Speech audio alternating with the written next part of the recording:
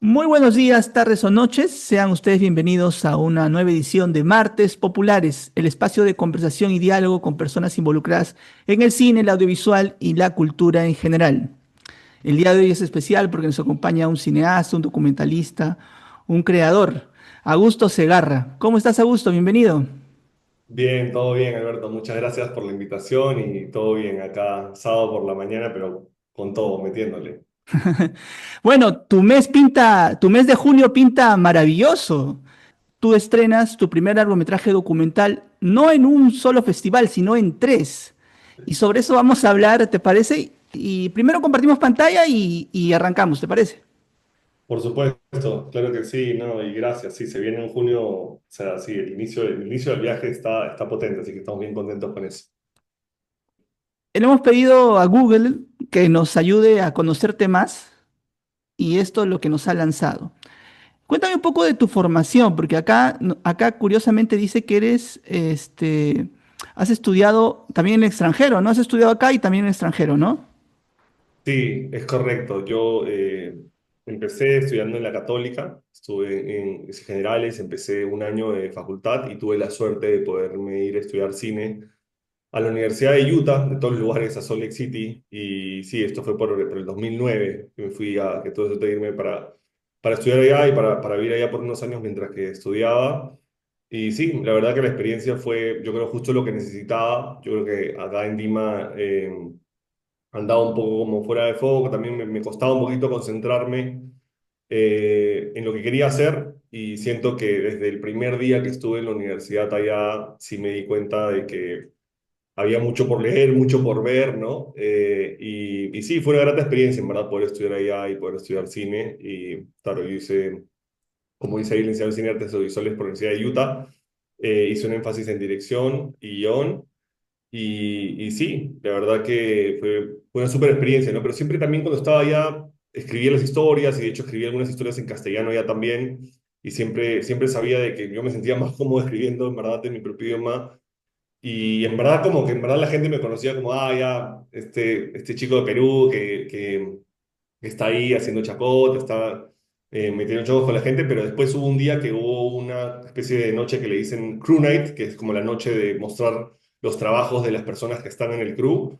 Y esa noche mostré yo el corto, me permitieron mostrar el corto por más de que era más del tiempo permitido de lo que ellos normalmente dejaban pasar. Y lo pasé y desde ahí un poquito mi experiencia cambió, ¿no? O sea, pasé el corto. Sí, como un montón de gente me empezó a acercar a hablarme, preguntarme cuál era mi historia, que dónde había mostrado el corto. Y en verdad yo había terminado de editar el corto ese mismo día, ¿no? O sea, era el primer lugar en el mundo donde lo mostraba, era en esa sala, en ese laboratorio, cuando nos invitaron un sábado en el teatro ahí en la montaña en Sundance. Y, sí, fue una experiencia que en verdad también me motivó un montón. Conocí a un par de directores y directoras que querían ayudarme, que me dijeron, "Oh, yo te quiero ayudar a ver cómo puedes empezar a distribuir tu corto". Yo en verdad era bastante nuevo en todo el tema. Este era o sea, no era mi primer corto en toda mi vida, pero el primer corto que yo hacía de manera más seria, que era para cerrar un curso en la universidad. Y sí, creo que fue un momento clave, ¿no? En mi carrera. O sea, ahora que lo veo, ya pasaron como casi 15 años, ¿no? O sea, como 13 años, pero sí lo veo como un momento que fue clave y le tengo muchísimo cariño también a la realización del corto, ¿no? De cómo surgió la idea, de cómo pude venir a grabarlo, porque yo en ese momento estaba viviendo afuera, pero vine a Perú por una semana y media y en una semana y media pudimos producirlo y grabarlo. Vine porque se casaba mi hermano, me acuerdo, vine porque se casaba mi hermano, pero aproveché las fechas y pudimos ir a grabar este corto Ancón, que lo grabamos ahí, ¿no? Mm. Bueno, con la gente que sale en los créditos también ahí, con Valentina, el estudio productor y con Julián. Perdón, dime. No, te iba a consultar. ¿Y el cine siempre fue tu primera opción? ¿O cuando eras joven dudaste, pensaste en alguna otra carrera? No, en verdad siempre, o sea, yo creo que de más chibolo, de más chiquillo, en verdad siempre me gustaba ver mucho, o sea, me gustaba mucho el cine, estaba muy convencido de que me gustaba mucho el cine, veía consumía un montón de tele y un montón de cine, y era lo que más me motivaba en general, ¿no? O sea, siempre creo que tenía este sueño, esta idea de poder contar historias, de poder hacer cine, pero definitivamente cuando salgo del colegio tuve la opción de entrar a la Católica también y creo que cuando yo he estado ahí agradezco un montón los años que pasé en general en letras también para explorar más cosas, para aprender de más cosas, pero sí también al mismo tiempo confirmar un poco lo que quería hacer, ¿no? Al ver una película, también me acuerdo que fui a ver una película del Festival de Cine de Lima que estaba haciendo una retrospectiva de, de este cineasta ruso que se llama Mikhalkov, Nikita Mikhalkov, que estaban pasando una película de él que se llama Ojos Negros, o Ochi Chorne, con Marcelo Mastroianni, que es una película que a mí me gustó bastante, me impactó bastante, y me acuerdo perfectamente el momento de haber ido a la sala de cine un martes en la tarde, porque el hermano mayor de un amigo tenía siempre las recomendaciones, no sé cómo le dejaba por un chat caleta, le llegaba las recomendaciones de Bedoya para el festival, y entonces terminamos en esa sala, terminamos en esa película. Y sí, me acuerdo haber salido de la sala y salir muy seguro, ¿no? Muy seguro de decir, ya, ok, esto es lo que quiero hacer, o sea, quiero poder hacer una película y que la gente sienta algo, ¿no? Entonces creo que ahí sí fue como un momento bien de confirmación, pero creo que siempre la idea de mi cabeza estuvo desde sí, no sé, desde que habré tenido como 15 años o algo así, ¿no? Que quería hacer eso. Claro, nos hablabas de este corto que estudiamos, tu primer corto profesional, Manta, pero esto es un trabajo de ficción. ¿Cómo así ya te sumerges en el género documental? ¿Qué es lo que te atrapa del documental? Sí, de hecho, claro, buena pregunta porque de hecho también te iba a comentar que cuando yo estudié en la Universidad de Utah, el énfasis que hice en dirección y guión, definitivamente lo hice y yo estaba muy seguro de que yo iba a hacer ficción, ¿no? Y todavía no, ni siquiera coqueteaba mucho con el género de documental. Y luego yo cuando estaba en Estados Unidos trabajé como agarrando los tickets, como boletería, pero no de venta, sino de como agarrar tu boleto para que pases a la sala de cine. Era un trabajo que me podían dar y no me podían pagar porque no tenía como un estatus legal para que me paguen ellos y me pagaban con canchita y entradas. Entonces algo que podía hacer todo el tiempo, que era fascinante para mí, era ir al cine, ¿no? Entonces todo el rato estaba en la sala de cine y en Utah sí mostraban bastante documental también. Y entonces ahí fue como en el 2011, 2012 fue mi primer acercamiento al documental y ya como a empezar también a ver el hecho de que yo hubo un momento donde la ficción me costaba un poquito más, ¿no? Me costaba un poquito más, como que estaba viendo la película y me costaba más como comprarme todo, si la atmósfera no conectaba conmigo, si yo no conectaba con la película, era muy rápido que decía, ok, ya no siento nada por este personaje, no me involucro tanto en la historia. Y en documental me daba cuenta que nunca me pasaba lo mismo, ¿no? Entonces luego cuando volví a Lima en el 2013, cuando volví a vivir acá, yo empecé a trabajar, conté con una persona que es un tío de cariño que me recomendó, para bien o para mal, me recomendó de que me metiera a trabajar en publicidad. Me dijo, sí, mira, mucha gente que hace cine trabaja en publicidad. Y me dijo, sí, que o sea, trabajas 10 meses del año en publicidad y después te puedes dedicar 2 meses al cine. Y me dijo, sí, que vas a estar ahí jugando con los últimos juguetes, ¿no? Y vas a estar ahí con roce con los técnicos, con la gente que también es cine. Y yo, bueno, le creí en ese momento también, ¿no? Y pensé que sí que era una opción. Y creo que es un camino súper válido también, ¿no? Como para poder hacer cine cuando uno puede.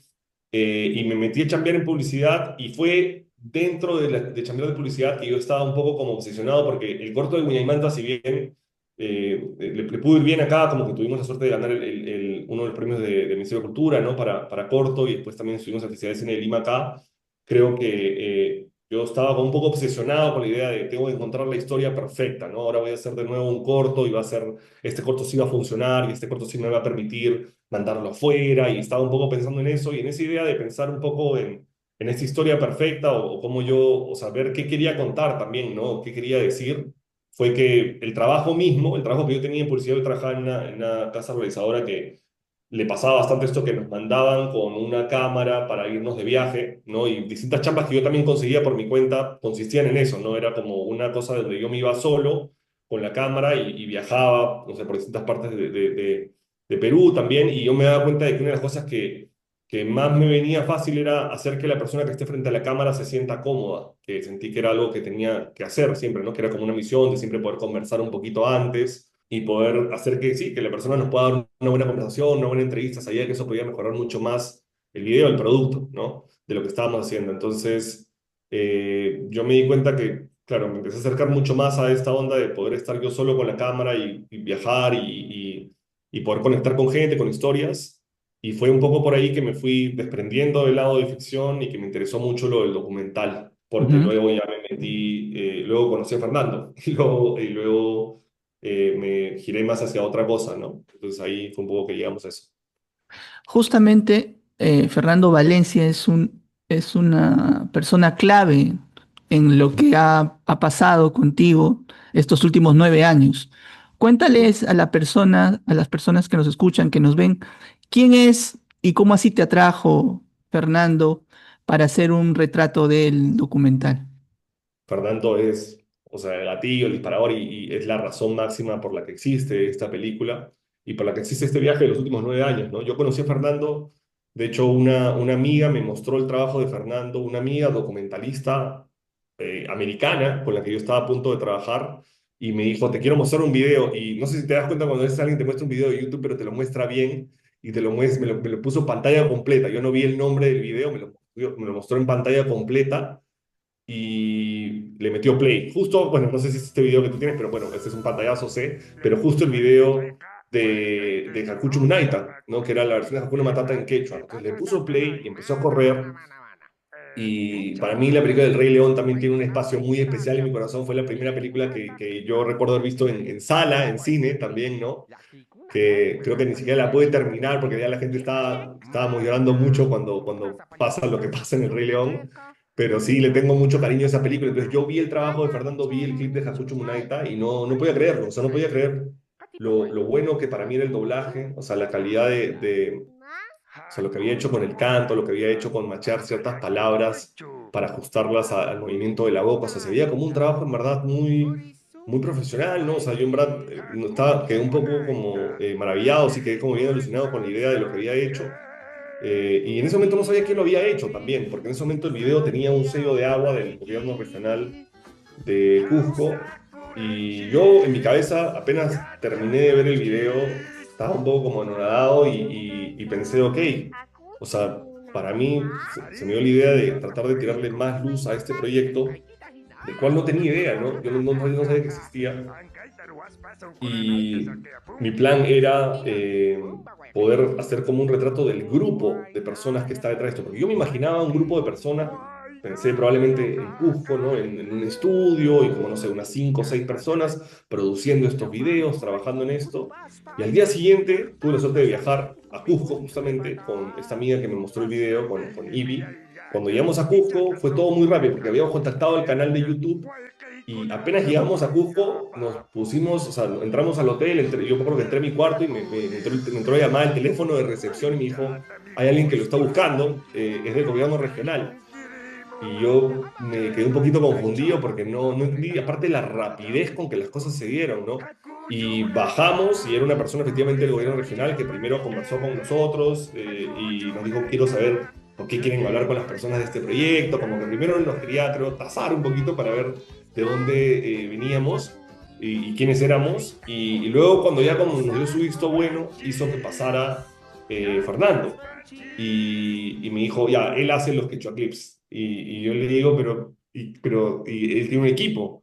Ya luego conversando con Fernando, que también agradezco un montón de que con Fernando, bueno, yo ahora Fernando, o sea, lo considero un hermano, él también me considera parte de su familia, yo soy bien cercano a él y a toda su familia. He tenido el privilegio de ver a su hijo crecer también los últimos 9 años, desde los 6 ahora que tiene, de los 7 6 que tiene ahora 14 años, ya es todo como un adolescente. Pero sí, te agradezco también que tuve la suerte de poder conectar con Fernando rápido, ¿no? O sea, se sentó en la mesa, conversamos y al toque fue como una conexión muy rápida y eso creo que también estuvo bueno, ayudó bastante. Pero claro, yo me di cuenta que Fernando hacía las dos voces. Después, ¿no? Él me dijo, sí, yo hago la voz de Pumba y de Timón y mi hijo hace la voz de Simba chiquito porque no llegaba, ¿no? Con la voz. Y entonces yo ahí ya no lo podía creer, ¿no? Cuando me dijo eso ya no lo podía creer y me explicó un poco cómo lo hacía también yo, porque yo estaba bien intrigado de cómo lo había manejado, me explicó él que usaba un software de karaoke, como este software de karaoke que usas para borrar la voz y que quede solo la música. Él usaba el mismo software, pero para borrar la voz original, ya sea en castellano o en inglés, y reemplazarla con la suya en quechua, ¿no? Entonces, sí, yo creo que desde el comienzo siempre... quedé maravillado. Y después, no sé, Fernando, que se pueden decir muchas cosas, pero nada, ojalá que en algún momento la gente que ve el programa también lo pueda conocer a él, ¿no? Ujú. Lo pueda conocer a él para que lo conozcan como persona, como artista, y ojalá que también a través de la película lo puedan ver un poco, ¿no? Claro, ahí es curioso que hables de Fernando. Yo recuerdo cuando vivía en Cusco que conocí a Fernando Valencia porque en la ONG donde trabajaba hizo un concurso de spots y recuerdo que él ganó uno de los primeros lugares con un spot sobre, digamos, el tema era la mujer, ¿no? Y el trabajo, y él hizo algo muy creativo. eh, y desde ahí ya comencé a ver a una persona que se salía del molde, ¿no? Era distinto a los demás, ¿no? Era una manera de hacer comunicación bien particular que tiene Fernando. Claro, y toda esta experiencia con los Quechua Clips que se volvió viral, que hubieron reportajes a nivel mundial, ¿no? Eso también, digamos, hizo más conocido en Cusco y en el mundo a Fernando. Recuerdo incluso que hay una interesante anécdota con él, que en un momento él con un grupo de compañeros comunicadores hacía relatoría de partido de fútbol en quechua. Eso también me parecía fascinante, ¿no? Escuchar los partidos de Cienciano o de Garcilaso en quechua, o de la Copa Perú en quechua, ¿no? Y volviendo un poco al trabajo, al documental, el documental en un principio se llamaba Hakuchu Munaita, ¿no? Sí, de hecho, bueno, nuestro primer nombre, el primer nombre original con el que de hecho postulamos cuando ganamos nuestro primer fondo, era Hakucho Munaita buscando a Disney, ¿no? Tenía hasta esa bajada. Luego cambió a solo Hakucho Munaita y luego ya hace bastante tiempo también nosotros estábamos conversando porque mientras que grabábamos la película nos dábamos cuenta de que incluso el título le daba bastante peso a la figura de Disney, ¿no? En la historia. Y no digo que no esté presente a lo largo de la película, pero sí creo que la película, o sea, para mí, la búsqueda de Fernando o el sueño que tiene Fernando de lograr esta película de Disney, El Rey León, en verdad es un poco la anécdota y el vehículo que nosotros usamos para explorar temáticas más grandes, ¿no? Y conversando con Fernando y con el papá de Fernando, que también ha sido como una gran influencia, yo creo, bastantes veces en consultas que hacíamos con él del quechua, llegamos a ese nuevo nombre que ahora es Runasimi, ¿no? Que sentíamos que englobaba más todo lo que queremos decir bastante con la película. Pero sí, el nombre original, como tú dices, era Hakucho Monaita. Claro, para aclarar un poco a nuestro público, Hakuchu Munaita sería lo que significaría en quechua Hakuna Matata, ¿no? Claro, Y Runa Simi es lengua de los hombres o lengua de los runas, ¿no?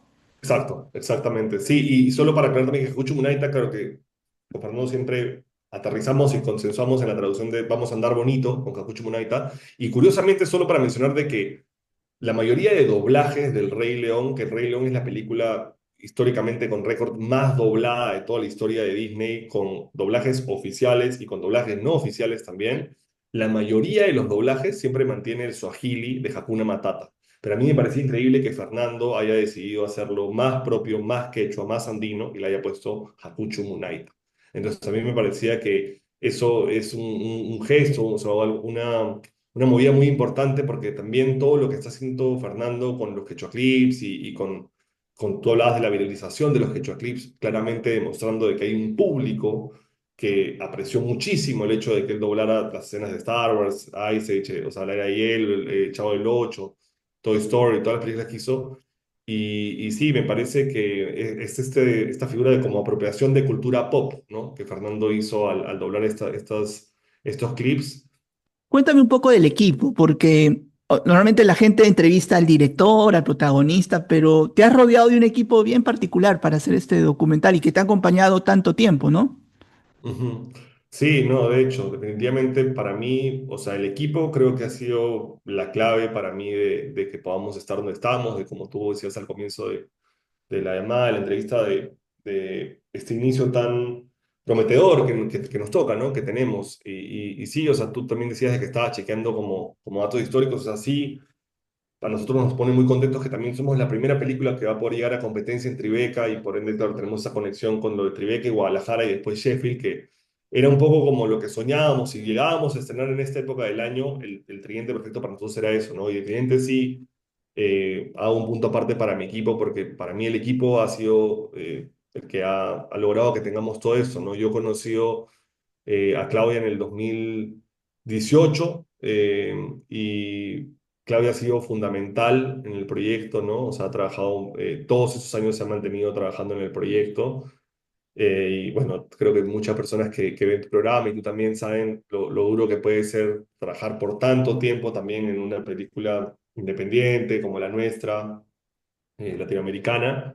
Pero sí, yo creo que Claudio trajo mucho, a mí me trajo mucha calma, ¿no? Porque yo en ese momento, yo cuando iba a hacer cuando hice el pitch para el primer fondo que ganamos de producción con el ministerio, con DAFO, yo fui a hacer el pitch con Fernando. Yo en ese momento estaba un poco como, no, o sea, ¿no? Era un momento un poco complicado en la figura de productor o productora dentro de la película. Y yo me acuerdo que fui a hacer el pitch con Fernando, eso me ayudó un montón y el pitch yo creo que lo hicimos muy bien, Fernando la rompió y creo que sí pudimos, lo pudimos sacar adelante, ¿no? Pero sí yo siempre sentía esta figura de como que no tengo todavía una productora o un productor en el cual yo pueda hacer como esta dupla que muchas veces se hace, ¿no? También. Y nosotros hemos tenido la suerte también, bueno, en el caso de Paloma ha sido muy particular, muy especial, porque también, bueno, para contarte, Paloma es mi novia, ¿no? Futura esposa Paloma. Entonces, de hecho, sí, el trabajo con ella fue muy orgánico en el sentido de que ella veía lo que yo estaba haciendo.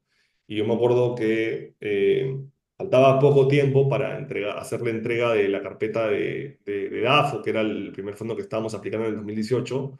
Y yo tenía todas las ideas en la cabeza de cómo quería contar el tratamiento y tal. Y me acuerdo que Paloma entró como unos días antes a mi oficina, un cuartito que yo tenía en mi casa que usaba como oficina, y me dijo, ya, ¿en qué estás, no? O sea, porque me acuerdo que en esa época también cuando aplicaba salía un porcentaje de cuánto habías avanzado en la aplicación.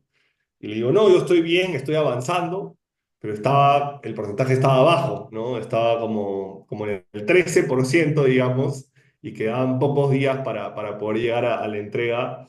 Y, y Paloma me dijo, ya, pero cuéntame la historia entonces, ¿qué es lo que quieres decir?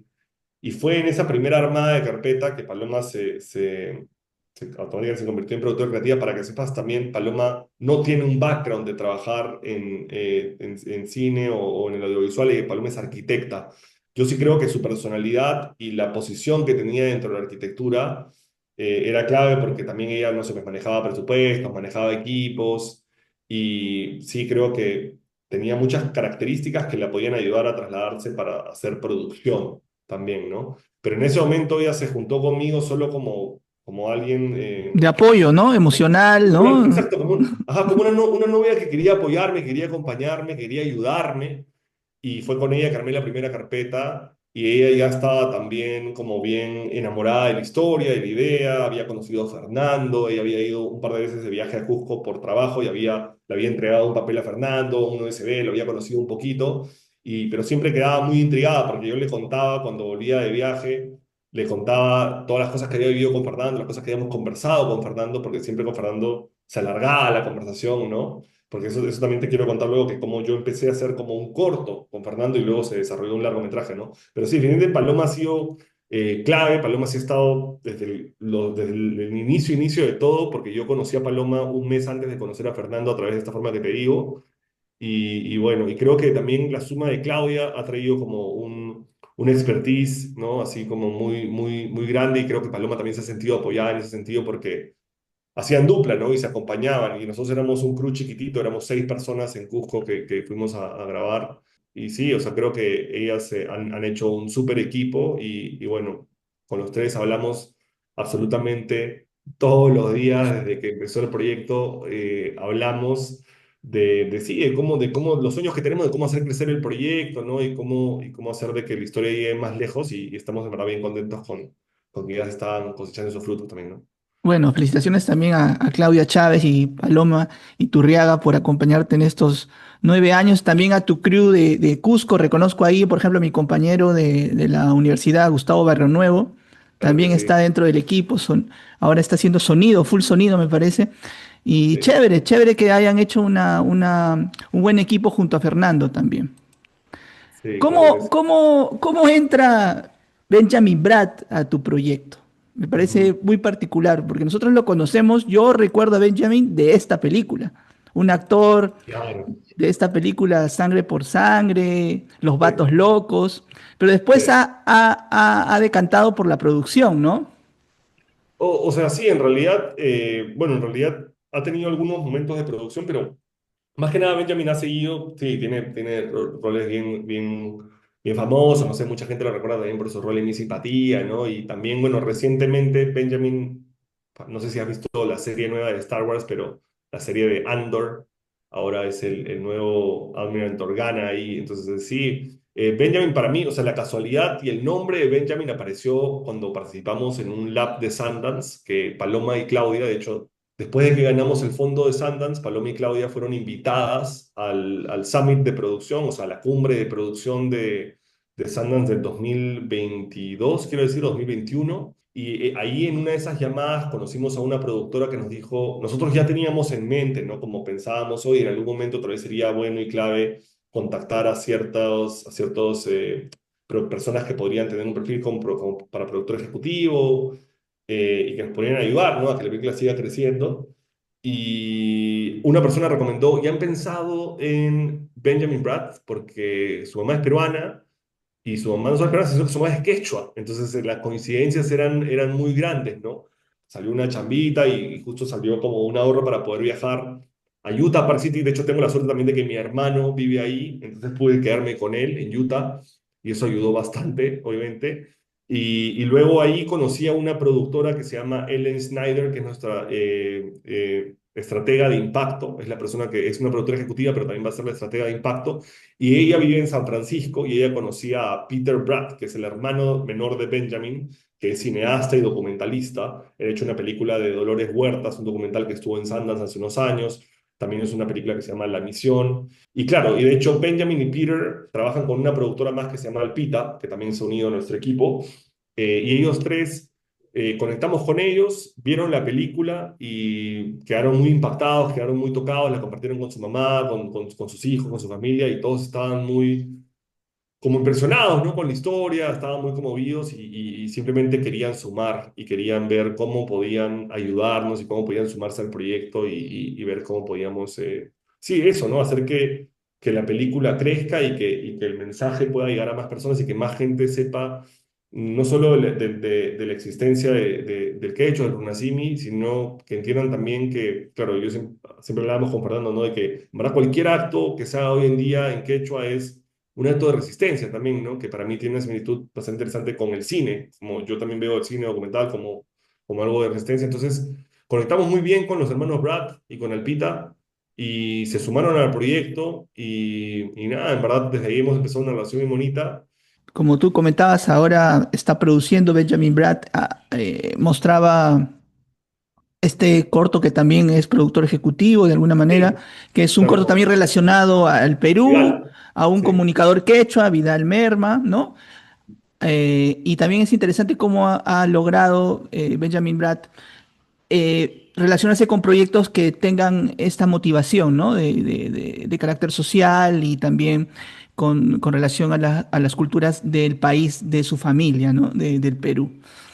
Augusto, tenemos que ir a una pausa, ¿te parece? Y retomamos la conversación con relación a Runasimi y en este diálogo que tenemos con Augusto Segarra Pineda Arce, documentalista y director de Runasimi, que se estrena en junio en 3 festivales de cine a nivel mundial. Breve pausa y volvemos. Tlaquicuyanqui chayqa wallqinchis timón sapakutinin qhipapi qhipata saqinayki. Mana. Ichaqa Upa, Samairoy, Ropaichus nao Maikita Tirapuña. Millaykunata qhipapi saqinayki. Kaway herqecha. Llakikuna karun manata sayarita tinkichu. Chekay? Mana. Runa sapallaykita saqisunki chayqa. Kan runata saqipunayki. Mana yacharanichu chayta. Nuqayku yachachisaykiku. Qatipawayku. Hakuchu munayta. Ma hakuchu munayta ama llakikuychu. Hakuchu munayta. Purisunchis wayqi. Hakuchu munayta llakikuyta saqay. Llakita qhipapi saqiyapunayki. Kawsakunanchis yachaspanchis Hakuchu munaita. Hakuchu munaita. Ari, chaynata puriku. Imaynatachu. Kankaytita hina. Ankaita ruwaspason kunanayta saqiapunki. Sutiyanmi, pumba guaygentis hina. Guaynalla kaktin guayque. Waynalla noqaqaqti. Ringrita. Añay. Lapang korekting kutupas paaiking kulyakta sa akin kumihoy kay bata. Asnaydini miyayanya. Ichakasongkoy kayam oyanya. Way kay kunata wayra papong. Engkakuni. Engkatuy ko. Anchata mi huspa. Witsay kikong Witsay kong kirimo. Chaymanta chat. Pumba. Amatay taka. Atataw. Hakuchu munaita. Urisunjis wakay. Hakuchu munaita. Yakikoy tasakay. Namayakispa. Natapuri. Narita kimoy. Kausak punarchis. Yatas panchis. Hakuchu munaita. Alin kamus kakayo asiman. Chukla chayko. Wasikichis. Munas kay kutarwaiku. He. Naycha.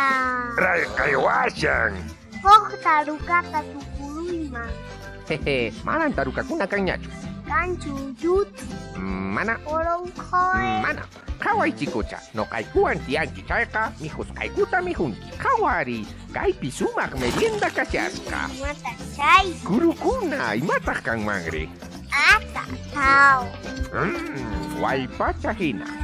Yang tiyatak sumakyata. Kohnilay mihoy kuna. Ichaka sumak miskilanya. Hangkahina. Sumakyanya. Nisay ki warmacha, kay makausay ka, manay mamantal yakikuspa. Anya nyaw ang katsa, chay naka supumaktacha, malyukuy-utoy kuta, aklarikoy. Hakuchu naita. Yang yata. Sumahyata. Kusaweke.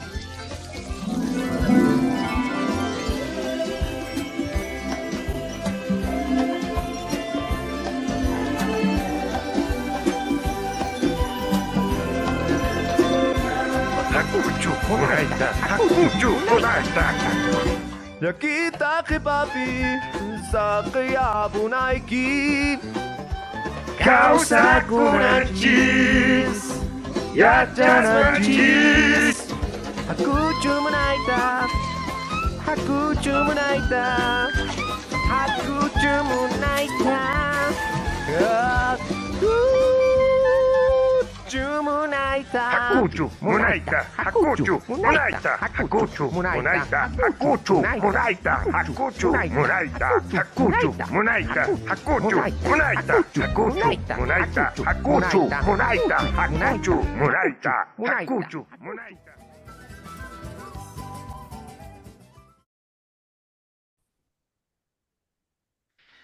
Y continuamos nuestra conversación con Augusto Segarra, director y documentalista que nos presenta en este mes de junio su primer largometraje documental Runa Simi, que se estará proyectando en 3 festivales de cine durante este mes. Bueno, Augusto, seguimos, compartimos pantalla y continuamos nuestra plática. Buenísimo. Bueno, Augusto, ahí, claro, uno diría, Runasime, la historia de Fernando Valencia y su búsqueda por traducir o doblar, ¿no? En la película de Disney, El Rey León, y, digamos, todas las vicisitudes que puede pasar. Pero creo que el documental, hasta donde tengo entendido, es mucho más que eso, ¿no? Ujú, Es la relación de los vínculos entre padres e hijos, ¿no? ujú. Sí, definitivamente. O sea, como tú dices, yo creo que, como te decía antes, la historia de Fernando para mí ha sido un poco el vehículo, la anécdota que nos ha ayudado a entrar a explorar un universo mucho más grande. La película toca distintas temáticas, ¿no?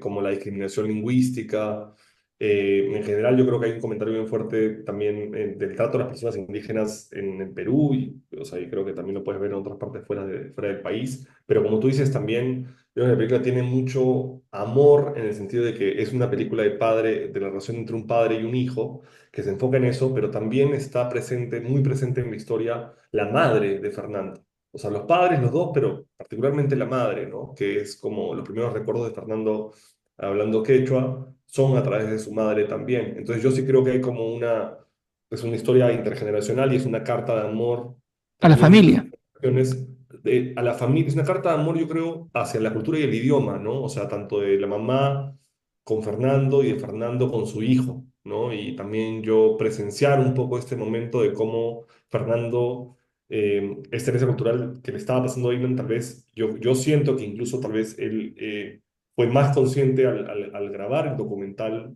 de lo que estaba pasando con Dylan, ¿no? O sea, Dylan en ese momento, yo iba viendo cómo al comienzo Dylan se aprendía palabras muy puntuales para hacer el doblaje y hacer la línea y cantar esa partecita. Dylan es bueno, el canto creo que está lo llevan en la sangre, lo llevan mucho en la familia. Su mamá, la mamá de Fernando, de hecho ha sacado un LP y es una cantante maravillosa. Y Dylan tiene también una voz de canto natural, ¿no? Entonces es una persona con mucho talento para cantar. Y iba aprendiendo unas palabras, pero yo me he dado cuenta también de viaje a viaje, me iba dando cuenta cómo Dylan se iba soltando más, ¿no? Hablando quechua también. Entonces, un poco como jugando, Fernando le enseñó a Dylan, doblando y jugando, le enseñó a Dylan algo que él quería transmitirle y que quería pasarle y que tal vez no había sido tan consciente de qué tan importante era para él transmitirle eso a Dylan, hasta un poco el proceso de él haciendo los quechua clips, yo creo, ¿no? Y después ya, bueno, con el documental también como se puede ver hasta incrementado eso.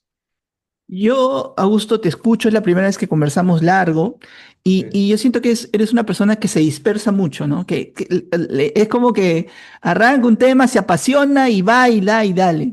Entonces, me suele pasar. eso puede ser, claro, muy particular siendo un documentalista, porque en algún momento tienes que parar, tienes que cortar, tienes que decir Sí, hasta aquí no más. ¿Cómo has sí. hecho? ¿Cómo has hecho para darte cuenta que tu documental tenía que cerrar? Han sido muchos discos duros, ¿no? De material y para mí hacer toda la película, y sí, de acuerdo contigo que yo tengo muchas ideas en la cabeza, a veces puedo tender a ser un poquito disperso, incluso perdón si a veces hablo mucho, pero me encanta que este sea un programa de conversación y que dé esto un poquito rienda suelta para poder conversar, pero igual, no te preocupes, sí estoy viendo cuando me avisas y me levanta la mano para frenar un poquito.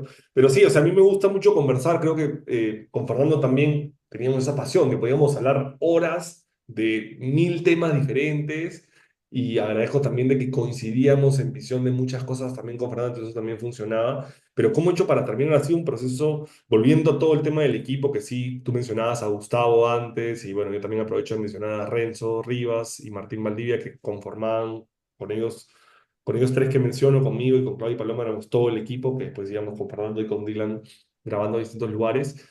Pero sí, agradezco mucho que yo soy mucho de preguntarle a mi equipo también, ¿no? Porque para mí, si es que ellos son parte del equipo, es porque yo finalmente quiero que ellos traigan su opinión a la mesa de alguna manera, ¿no? Y que aporten de esa manera. Entonces creo que eso ha pasado de manera muy orgánica y algo que me ayudó a mí a terminar de grabar y terminar de cortar, porque como tú dices, cuando estás registrando la vida de alguien, en la vida de esta persona no dejan de suceder cosas porque siempre la búsqueda estaba un poco abierta, ¿no? De parte de Fernando y su sueño. Entonces, claro, era difícil determinar cuándo cortar, pero yo creo que lo que me ayudó mucho a mí fue llegar a la mesa, a la isla, llegar a la mesa de edición, llegar a la computadora y conocerme con mi editor también, ¿no? Que eso también se dio en el viaje que tuve la suerte de poder hacer a Sundance a inicios del 2023. Carlos Rojas, que es el editor de la película. Carlos es también peruano, también radica en Estados Unidos, no él vive por allá. Pero lo que me gustaba mucho de Carlos editó la película The Territory, o El Territorio, o Territorio, que es esta película americana, brasileña, este documental. Y ya en ese viaje que yo hice a Sundance, más de una persona me había mencionado su nombre. Y entonces, bueno, me junté con él y él yo creo que ha sido para mí clave, porque también él no tenía como esta cercanía con Fernando y toda la familia de Fernando, entonces para mí él ha sido clave en ayudarme a dejar ir, ¿no? Y cortar ciertas cosas, porque para que la película encuentre su ritmo y encuentre... La misión siempre era encontrar la mejor manera de contar la historia y nada podía como interponerse en eso, ¿no? Ahora que lo mencionas, me da curiosidad algo. De alguna manera, eh, tu encuentro, ¿no? El retrato que haces es una mirada externa del mundo quechua, ¿no? Tú eres un director limeño, ¿no? Con formación en el extranjero, que va y conoce esta familia Ujú. quechua hablante, ¿no? De artistas.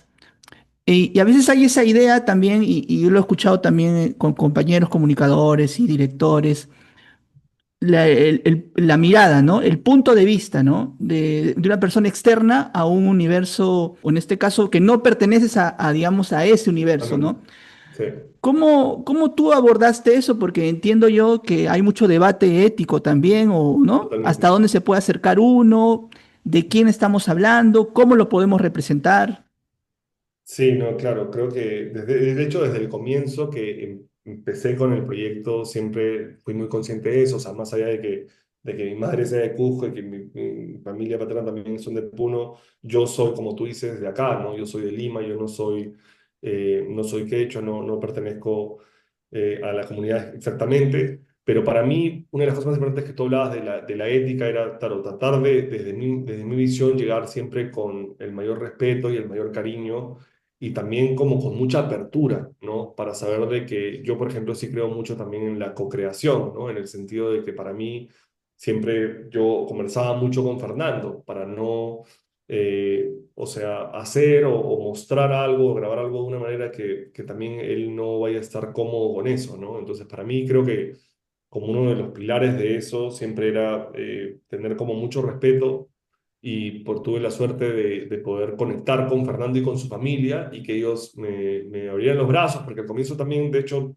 yo, como tú dices, soy una persona externa y creo que esa dinámica de poder que existe más allá de la temática y más allá de que yo sea de acá y él es de allá, o sea, creo que siempre en el documental existe esa dinámica de poder, ¿no? Entre el director y el protagonista, ¿no? Que antes se le llamaba como el sujeto del documental, pero ahora ha cambiado también a la lectura protagonista, por todos estos debates que tú dices que son, me parece, sumamente importantes, ¿no? Porque finalmente lo que yo quisiera hacer más allá de que yo pueda haber tenido una buena intención y haya podido querer practicar las mejores formas, lo que yo quisiera a futuro es que, claro, que las historias también, o bueno, no futuro, sino en el presente, las historias no tengan que ser contadas con una mirada externa y también mucha gente indígena o quechua, si es que quiere contar una historia de eso, que lo pueda hacer también, ¿no? O sea, no por poner limitantes en qué temáticas puede contar uno o no, porque no digo que tengan que hacer una historia sobre eso si no les provoca. A Fernando también me acuerdo que muchas veces le cuestionaba y le criticaba, pero ¿por qué el Rey León? ¿Por qué no una historia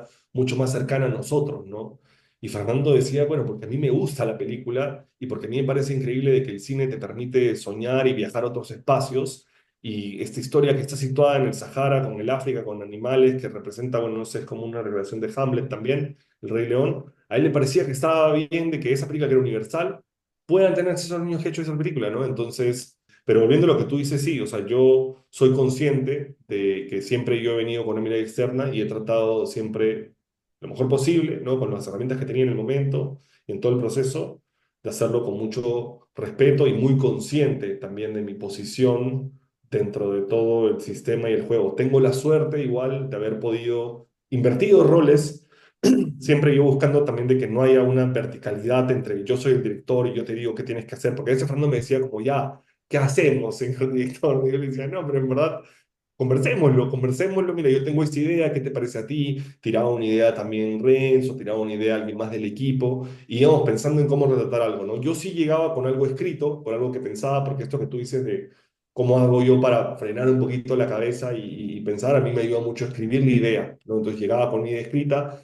y al empezar el rodaje, cada día de rodaje llegaba con idea que iba modificando, iba escribiendo un poquito más, pero siempre era como, o sea, una co-creación para mí, ¿no? Y conversarlo. Y he tenido la suerte de que en el proceso, con todo esto que yo te digo, porque para mí, claro, no solo decirlo, sino también era como tener acciones en eso, con Fernando hemos tenido la suerte de invertir roles donde él ha sido el director del doblaje, porque él ganó un fondo para doblar la película de la Revolución de la Tierra, que los dos sabíamos que era muy importante que exista en quechua también y yo he tenido la suerte de ser su productor y él ha sido mi director, ¿no? Entonces hemos tenido también la suerte de como, por un momento, co-crear de otra forma, con otros roles, ¿no? Entonces, sí, eso es un poco lo que pienso de eso, pero sí, a futuro me gustaría justo ahorita tú creo que mucha gente que te ve y tú también eres consciente de la situación que está pasando el cine en Perú ahorita, ¿no?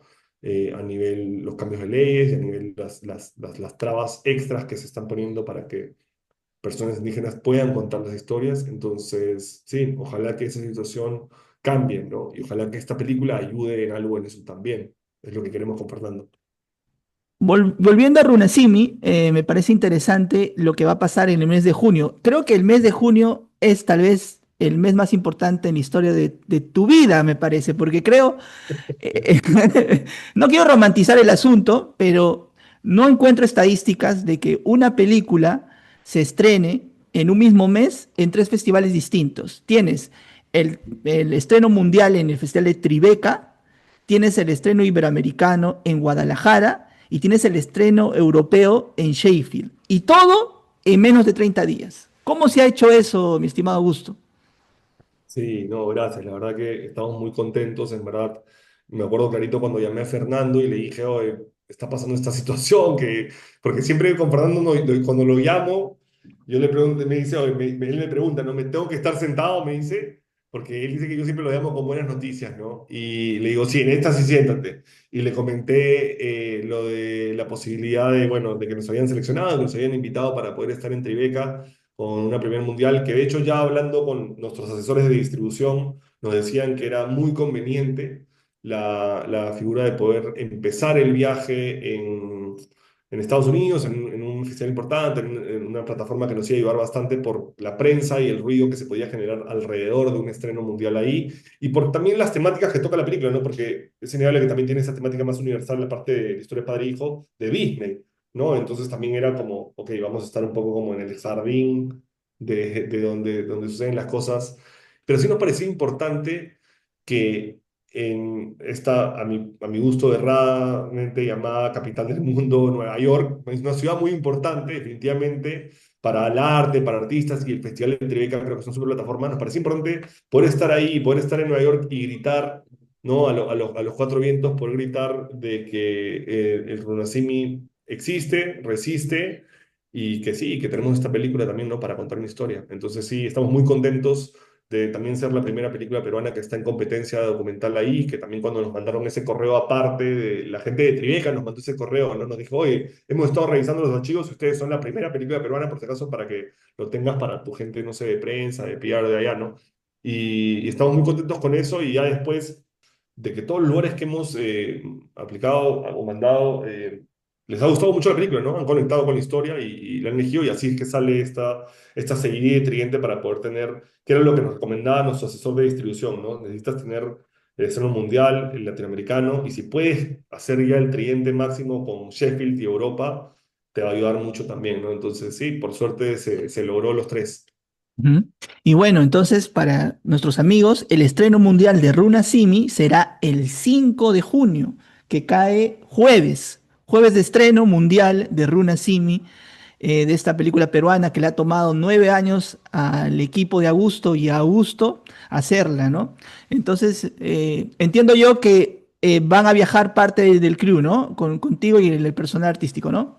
Es correcto, sí, tenemos la suerte de poder viajar todos, estamos muy contentos también de que Fercho y Ilan han podido sacar la visa en tiempo récord, y estamos recontra emocionados. O sea, si yo estoy emocionado, olvídate, Fernando también está recontra emocionado. Tenemos un par de sorpresas ahí para el día del estreno, y va a poder ir también parte del crew, como tú dices. Nosotros estamos saliendo con Paloma también, Claudia está yendo desde España, desde Madrid. Renzo Rivas, el director de foto, también está pidiendo viajar. Gustavo Barreneo también va a poder acompañarnos allá desde Cusco, va a también estar ahí.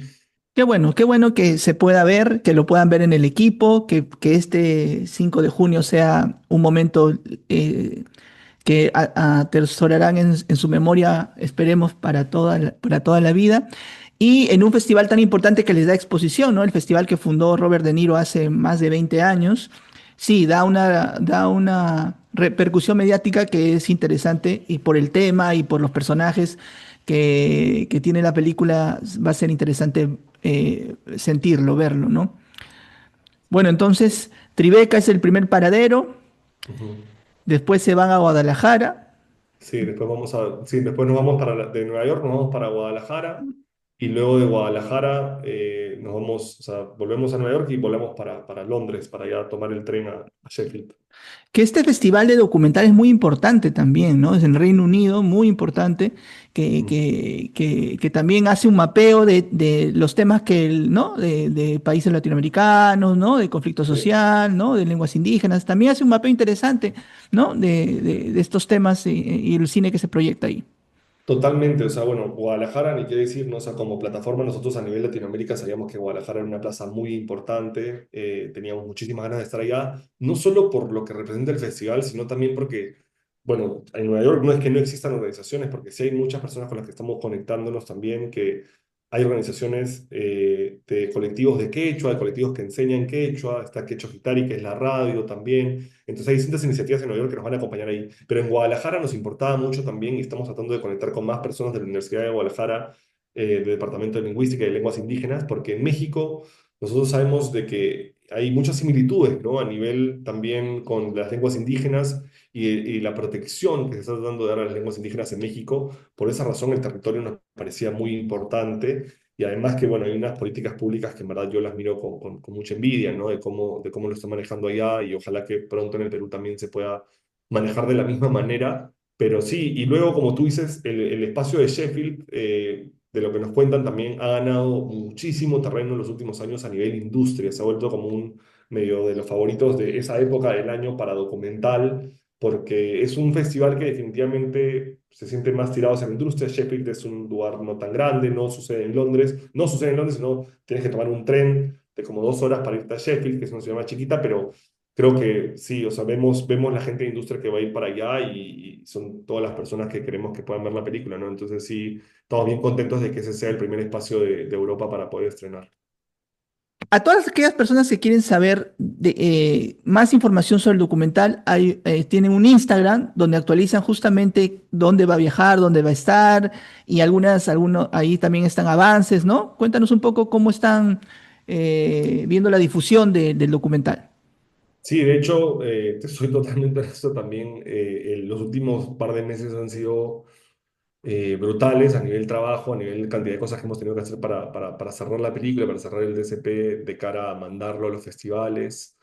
O sea, yo creo que ha sido de los ritmos más exigentes que hemos tenido a lo largo de la película a nivel trabajo, porque hemos trabajado así como los 7 días en la semana. Y el equipo es un equipo corto, no somos 3 personas, pero sí, medio en broma, medio en serio, nosotros decimos de que trabajamos un poco sin parar en el sentido de que cuando nosotros estamos yéndonos a dormir a las 11 de la noche, a veces ya Claudia al par de horas se levanta en horario de España y continúa con los correos que tenemos que mandar, porque es un momento entre acá y el estreno en Tribeca que sí teníamos claro que queríamos tocar muchas puertas, conversar con muchas personas, porque es un momento clave donde mucha gente tal vez se quiera también unir, ¿no? Y como subir al carro de la película porque ya tiene un estreno garantizado, porque ya tiene este triplete de festivales que también, como, sí, parece que anunciara como un buen viaje para la película. Entonces sí, hemos estado trabajando un montón y todo el tema de difusión, eh, ya pronto también vamos a empezar a trabajar más con un equipo especializado para eso, que nos ayude con eso, pero más o menos por ahora lo hemos estado manejando de manera medio interna, luchándolo un poquito, porque sí, yo en verdad no soy de usar tanto redes sociales, pero sí toma muchísimo tiempo, pues tú debes saberlo también, porque sé que lo haces con tu página, pero sí, toma bastante dedicación, cabeza, tiempo, ¿no? De tener cuidado en cómo se va a comunicar cada cosa porque finalmente es un poco como estamos encontrando la voz de la película de alguna forma también, ¿no? Al comunicar por este medio al menos. Bueno, entonces ya saben, runasimi.doc en Instagram y se enteran de mucha más información de este documental. Perfecto. Bueno, se vienen cambios en todo sentido. Estrenas tu primer largometraje, te nos casas también. Y Sí, es verdad, es verdad, es verdad, sí. Me caso también, así que sí, súper año. Se juntó de buenas noticias el año, así que sí, yo me comprometí a finales del año pasado y ahí sale con Paloma, la productora también.